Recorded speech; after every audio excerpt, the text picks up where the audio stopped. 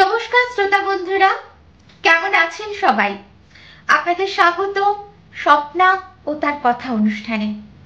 আজকে আমি ঠিক করেছি যে আজকে অন্য কারোর রচনা বা অন্য কোনো গল্প না শুনিয়ে আজকে শোনাবো আমার লেখা একটি ছোট গল্প।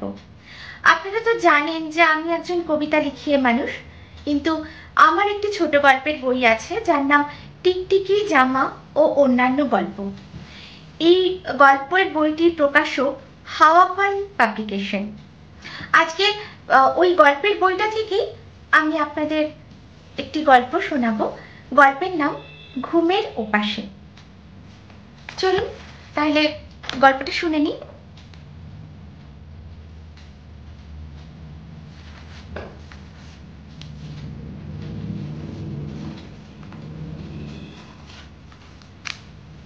ঘুমের ওপাশে। এক। বুক ভরা বৃষ্টি নিয়ে আকাশখানা গাছেদের মাথায় এসে ঠেকেছে। মোম সবুজ ছাতিম গাছটার তলায় দাঁড়িয়ে একটু একটু ভিজে যাচ্ছিল। চুলের ডগা থেকে টুপটুপানি জল কপাল, নাক আর চিবুক বেয়ে নামছিল। বারবার হাতের তেলো দিয়ে মুছেও জলের অব্যাহত গতি কমানো যাচ্ছিল না। ঘষা কাঁচের ভিতর থেকে দেখার মতো করে ও আশেপাশের রাস্তা, গাছ, নদী দেখছিল। হঠাৎ সেই কাঁচের ভিতরে অস্পষ্ট একটা অবয়ব ভেসে উঠল। বাদামি নীলচে অবয়ব। অস্পষ্ট হলেও সেটা যে দর্পণের অবয়ব তা বুঝতে বাকি রইল না। দর্পণ একটু একটু দুলে দুলে হাঁটছে, আর কি আশ্চর্য, এই প্রচন্ড বৃষ্টিতেও এক ফোঁটা ভেজেনি। ছাতিম গাছের খুব কাছাকাছি দর্পণ এসে পড়েছে দেখে ও ছুটে যেতে চাইল, কিন্তু অনুভব করলো কিছু একটা ওকে প্রচন্ড জোরে আঁকড়ে ধরেছে। চেষ্টা করেও নিজেকে ছাড়াতে পারছে না। ছাতিম গাছের মাথাটা যেন ঝুঁকে নেমে এসেছে ওর কপালের উপর। ওকে যেন আড়াল করতে চাইছে দর্পণের থেকে। ভালো করে লক্ষ্য করে দেখলো ছাতিমের ডালপালা সব শুদ্ধ আঁকড়ে ধরে আছে ওকে। শিকড় বাকড়গুলো মাটি থেকে উঠে এসে সবলে চেপে ধরেছে পা। তাদের মূলত্র, মূলরম ওর বুক অব্দি ছড়িয়েছে নিজেদের। একটা আর্ত চিৎকারে আর মৃদু ধাক্কায় ঘুম ভেঙে গেল মৃত্তিকার। চিৎকার যে তার, এটা বুঝতে একটু সময় লাগলো। কি মিসেস বোস, আবার স্বপ্ন দেখলেন নাকি?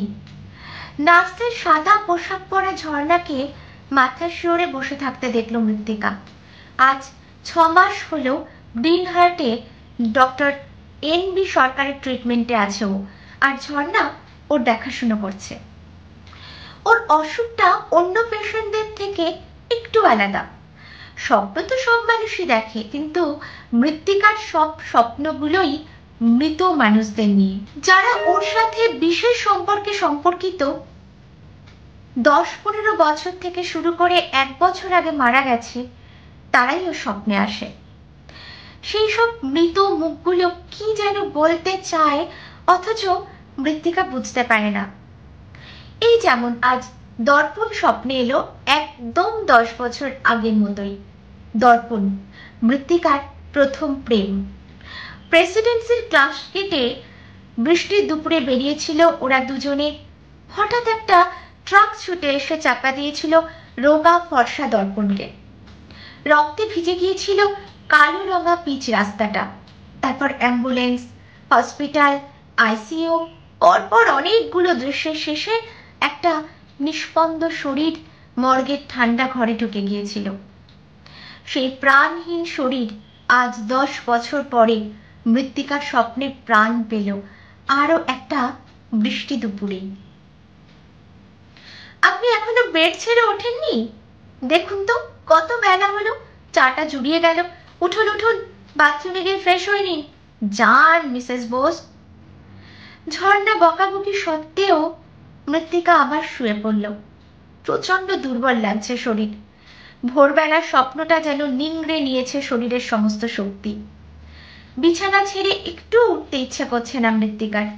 শুয়ে শুয়েই ও শুভমের পায়ের শব্দ শুনল। মিতু, আজ কেমন ফিল করছো? মৃত্তিকা যেন আঁকড়ে ধরার খুঁটি পেল। ওগো, আজ দর্পণ এসেছিল। দর্পণ? খানিকক্ষণ চুপ করে থাকলো শুভম। দর্পণের কথা মৃত্তিকা গোপন রাখেনি শুভমের কাছে। কিন্তু এসেছিল কেন বলছো মিতু? বলো, স্বপ্নে দর্পণকে দেখলে? না না শুভ, ও এসেছিল। ও আসতে চায়, কিন্তু আমি কিছুতেই ওর কাছে যেতে পারছিলাম না। আমি একটা... থাক ওসব কথা। এর আগেও শর্মিষ্ঠা, অশোক, তোমার বাবা আর পুটুকে নিয়েও একই কথা বলেছ। ঝর্ণা চা এনেছে, খেয়ে একটু বিশ্রাম করো, তোমাকে খুব পেল লাগছে। হোয়াটসঅ্যাপে মিস্টার বোস।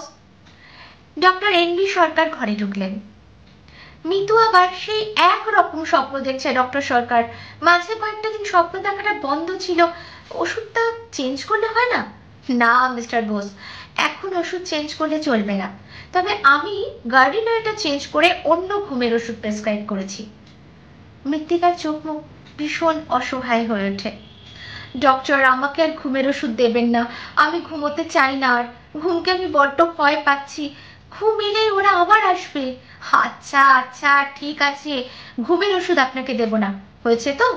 মৃত্তিকা, আপনি এবার বিশ্রাম নিন। বাজে স্বপ্ন দেখলে মনের ওপর স্ট্রেস পড়ে। এখন আপনার পরিপূর্ণ বিশ্রাম দরকার। বিশ্রাম বলতে আমি কি বলছি জানেন তো? রিল্যাক্স মুডে থাকুন, টিভি দেখুন, ম্যাগাজিন পড়ুন, দরকার পড়লে কাউকে চিঠি লিখুন, মোবাইলে গল্প করুন। আনন্দ এমনি এমনি মানুষের কাছে ধরা দেয় না, আনন্দকে ডেকে আনতে হয়। আসুন মিস্টার বোস, আপনার সাথে একটু কথা বলি। আমার ঘরে চলুন। শুভম মৃত্তিকার হাতে একটু নরম চাপ দিয়ে চলে যায় ডক্টর এনবি সরকারের পেছন পেছন। রোজ অফিস যাওয়ার আগে আর অফিস ছুটির পর মৃত্তিকার সাথে দেখা করে যায় সে। দুটাইও আসে বাবার সাথে রবিবার সকালে অথবা বিকেলে। এবার ক্লাস 2-তে উঠবে ও। পড়ার চাপ এখন থেকেই লাগাম ছাড়া। বেডসাইড টেবিল থেকে সানন্দাটা তুলে তার কভারে চোখ রাখলো মৃত্তিকা। একজন টিনজি মতির কাজ করা স্বল্পবাসে দাঁড়িয়ে আছে ত্রিভঙ্গ মুরারির মতো। পাশে ক্যাপশন, নিজেকে জানুন। মৃত্তিকা নিজেকে জানবার জন্য কয়েকটি পাতা উল্টালো ঠিকই, কিন্তু মনটা পড়ে রইল ভোরবেলার দেখা স্বপ্নের ভিতর। 2। শুভম অফিসে এসে নিজের কিউবিকে ঢুকে ইউএসবি অন করলো। মনিটরের সুইচ অন করতে 2-1 সেকেন্ড পরে কম্পিউটারের স্ক্রিনে এক্সপিড সমুদ্র নীল জানলা দেখা গেল। ফাইল ফোল্ডার খোলার জন্য মাউস ক্লিক করতেই চা দিয়ে গেল অনিল বেয়ারা। হালকা করে কাপে একটা চুমুক দিয়ে উইন্ডো ম্যাটের ফাঁক দিয়ে উঁকি দেওয়া আকাশের দিকে তাকিয়ে শুভমের খুব মন খারাপ হতে শুরু করলো। মৃত্তিকাকে সে আজ দেখছে না। বিয়ের পর 8টা বছর কেটে গেছে। ঈষৎ শ্যামা, সুশ্রী, ছোটখাটো উচ্চতার মেয়েটার খুঁটিনাটি সে ভালো করেই জানে, কিন্তু মাস 6 হলেও মৃত্তিকা তার কাছে অচেনা ঠেকছে। প্রথম প্রথম ওর স্বপ্নের কথা শুনে তেমন রিয়াক্ট করতো না শুভম, কিন্তু দিনের পর দিন এই স্বপ্নের উপদ্রব বেড়ে চলল। কোনোদিন শুভমের 3 বছর আগের মারা যাওয়া বন্ধু অশোক, কোনোদিন 4 বছর আগে ইউনিভার্সিটি থেকে এক্সকারশনে সুন্দরবন গিয়ে নদীতে তলিয়ে যাওয়া মৃত্তিকার মাস্তুতো বোন শর্মিষ্ঠা, কোনোদিন হার্ট অ্যাটাক হয়ে মারা যাওয়া শ্বশুরমশাই, অথবা কোনোদিন কাজের মেয়ে পুটু। মৃত্তিকার স্বপ্নে অপঘাতে মরা মানুষের সংখ্যাই অবশ্য বেশি। একদিন দুদিন অন্তর স্বপ্নে এইসব মৃত মানুষদের দেখে ধীরে ধীরে মৃত্তিকার স্বাভাবিক আচার আচরণগুলো নষ্ট হয়ে যাচ্ছিল। একা একা ঘরের কোণে বসে কাঁদতো, আলো সহ্য করতে পারত না। দিনের বেলাতেও জানলার পর্দা টেনে বালিশে মুখ বুজে উপুর হয়ে শুয়ে থাকতো। দেওয়ালের সঙ্গেও কথা বলতে দেখেছে শুভম। এমনকি ধূপ বা বডি স্প্রের গন্ধও সহ্য করতে পারত না। সাবান, ময়েশ্চারাইজার বা গন্ধ তেল দেখলেই লুকিয়ে রাখতো, ফেলে দিত। সকাল 8টায় বাড়ি থেকে অফিস আর রাত 10টায় ওভার ডিউটি দিয়ে অফিস থেকে ফিরে মাঝখানে প্রাইভেট কোম্পানির কাজের প্রচন্ড চাপ সহ্য করে বাড়িতে ঢুকে শুভমের ইদানিং এসব নিয়ে ভাবার তেমন সময় ছিল না। একদিন অফিস থেকে বাড়ি ফিরে কলিং বেল পুশ করে করেও যখন ছেলে বা মায়ের কোনো সাড়া পেল না, তখন পায়ের পাতায় ভর দিয়ে খানিকটা উঁচু হয়ে লাফিয়ে বারান্দার টপকে ঘরের ভিতর চোখ রাখতে শুভমের হৃৎপিণ্ড যেন থেমে গিয়েছিল। টুটাইয়ের পড়ার টেবিলে সমস্ত বই মেঝেতে ফেলা ছিল, খালি টেবিলটিতে গামছা দিয়ে পিচ মোড়া করে বাঁধা ছিল টুটাই, মুখটাও বাঁধা ছিল টুকরো কাপড় দিয়ে। টুটাইয়ের গায়ে পুটুর ফ্রিল ছেঁড়া ফ্রক, মুখে সাদা খাবলা খাবলা পাউডার, পাক করা, আর কপালে থ্যাবড়া কাজলের টিপ। চুলগুলো বোধহয় বাঁধার চেষ্টা করা হয়েছিল, কিন্তু বাঁধতে না পারার দরুন এলোমেলো। ডান কানের পাশে এক মুঠো চুলে প্রজাপতি ক্লিপাটা, ফ্যানের হাওয়ায় তার সোনালি পাখা দুটো নড়ছে। টুটাইয়ের সামনে দুটো হাঁটু থুতনিতে ঠেকিয়ে বারান্দার দিকে পিছন ফিরে মেঝেতে বসে আছে মৃত্তিকা। আঁচল বুক থেকে খসে পেছনে লুটোচ্ছে। সেদিন পাড়ার ক্লাবে গিয়ে ছেলেদের নিয়ে এসে দরজা ভাঙতে হয়েছিল। এরপর ডক্টর এনবি সরকারের কাছে মৃত্তিকাকে নিয়ে যাওয়া গ্রিনহার্ট নার্সিং হোম। দাদা, অনিল বেয়ারার ডাকে শুভমের চিন্তা প্রবাহের তার ছিঁড়ে গেল। হ্যাঁ বলো অনিল। দাদা, বিগ স্যার আপনাকে ডাকছেন। বিগ স্যার মানে অফিসের হেডু। অনিলের কথার ধরন ধারণ এরকমই। শুভম মনিটর অফ করে চেয়ার ছেড়ে উঠে পড়ল।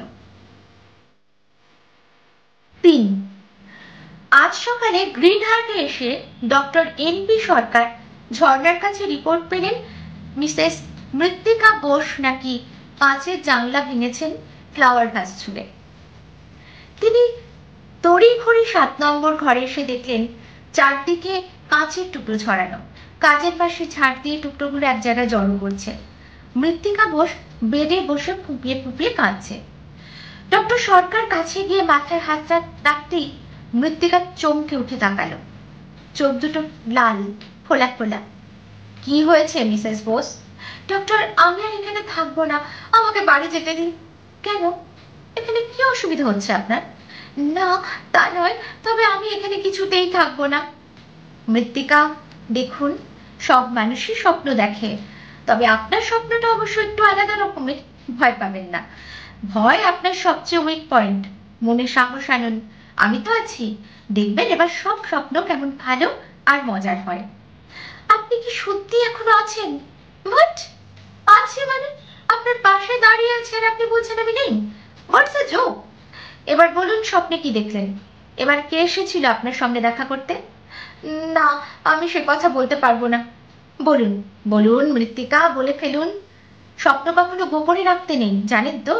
স্বপ্ন হলো মানুষের চাওয়া পাওয়ার অবদমিত ইচ্ছা। যত গোপন করবেন সেই দড়ির খেলার মতো জট পাকিয়েই যাবে। আপনার স্বপ্নের কথা শুনবার জন্য এই আমি বসলাম। গল্পের মুড এনে চেয়ারটায় বসতে বসতে বললেন ডক্টর এনবি সরকার। পেশেন্টদের নির্ভরতা আর বিশ্বাস পেতে গেলে এসব করতেই হয় তাকে, বিরক্ত করে চলে না।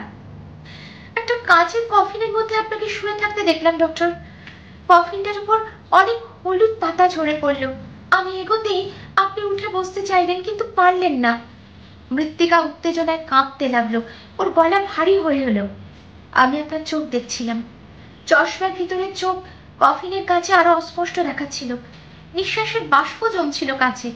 আমি পরিষ্কার দেখছি যে স্টেথোস্কোপটা আপনার গলায় পেঁচিয়ে ধরলো।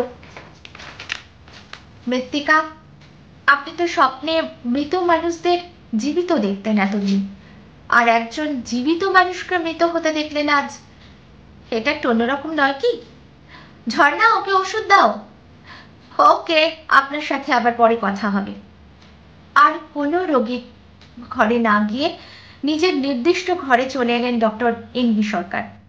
চেয়ারের গদিতে পায়ে দিয়ে একটা ভাবনাই তার মনে ছেয়ে গেল, যে তিনি যেন এক প্রকার পালিয়ে এলেন মৃত্তিকার সামনে থেকে। তবে কি তিনিও ভয় পেলেন? মনের অলিগলিতে আলো ফেলতে ফেলতে ডক্টর বুঝলেন তিনি সত্যি সত্যিই ভয় পেয়েছেন। এই ঘটনা তার ডাক্তারি জীবনে প্রথম। যে ব্যক্তি কেবল মৃতদের জীবিত দেখে, সে জীবিত মানুষকে মৃত দেখলে ভয় তো হবেই। ডক্টর এনবি সরকার তার ডাক্তারি শাস্ত্রে পড়েছেন, রেয়ার কয়েকজন মানুষের স্বপ্ন বাস্তবে মিলে যায়। স্বপ্নতত্ত্ব নিয়ে ঘাটাঘাটি করতে গেলে ফ্রয়েড ও কার্ল ইউংকে আধা আধি মেনে নিতে হয়। আত্মা নাকি থেমে থাকে না। প্রাণী শরীর ঘুমিয়ে পড়লে আত্মা সুপ্ত শরীর থেকে বেরিয়ে পড়ে। পেঁয়াজের খোসা ছাড়াবার মতো সময়ের স্তর পেরোতে পেরোতে সে ভবিষ্যতের দিকে চলে যায়। আবার প্রাণী শরীর সক্রিয় হওয়ার আগেই সে তার পরিক্রমা শেষ করে ফিরে আসে, আর ক্রিয়াশীল মানব মনে থেকে যায় আত্মার ভ্রমণ বৃত্তান্তের দাগ। এক্ষেত্রে সেটাই করছে না তো? আগামী মৃত্যুর সম্ভাবনায় ডক্টরের কপালে ঘাম জমল। তিনি রুমাল দিয়ে তা মুছে গ্লাসের জলের দিকে হাত বাড়ালেন। 4। এরপর আরো 2 মাস কেটে গেছে। মৃত্তিকা আর কোনো মৃত মুখদের দেখতে পায় না। ওর স্বপ্নের কোনো জীবিত মানুষও আসেনি, কারণ এখন কোনো স্বপ্নই দেখে না ও, অথবা দেখলে তার কোনো প্রকাশ নেই। একটি ঘটনা ওর বাকশক্তি কেড়ে নিয়েছে। জড় বুদ্ধি জন্ম নিয়েছে ওর মনের কোষগুলোতে। ঘটনাটা হলো, মৃত্তিকা শেষ স্বপ্নটা দেখার 5 দিন পর ডক্টর এনবি সরকারের অস্বাভাবিক মৃত্যু। ওকে অন্য মেন্টাল অ্যাসাইলামে রাখা হয়েছে। আমেরিকান ডাক্তাররা নতুন পদ্ধতিতে চিকিৎসা করতে ওখানে আসেন। টুটাই মাকে ক্লাস 2 পরীক্ষার ফার্স্ট হওয়ার কথা জানাতে পারেনি। 5। পূব দিকে রাস্তা দিয়ে একটা বাইক ছুটে আসছে। আরোহীর মাথায় লাল হেলমেট। আরোহী একসময় চলন্ত অবস্থাতেই হেলমেটটা খুলল। এবার বোঝা গেল আরোহী আসলে Shubham. Denim blue jeans, baby pink check shirt. হেলমেটটা খোলা মাত্রই কোটের ঢাকনা খোলার মতো শুভমের মাথার খুলিটাও খুলে গেল। অজস্র সাপ ফনা তুলছে খুলির গর্ত থেকে। চলন্ত বাইকের ঝোড়ো হাওয়ায় সাপেদের শরীর আর ফনা দুলছে। স্বপ্নের সুতো ছিঁড়ে মৃত্তিকা চেতনা ফিরে পেয়ে আর্তনাদ করে উঠল 2 মাস 14 দিন পর।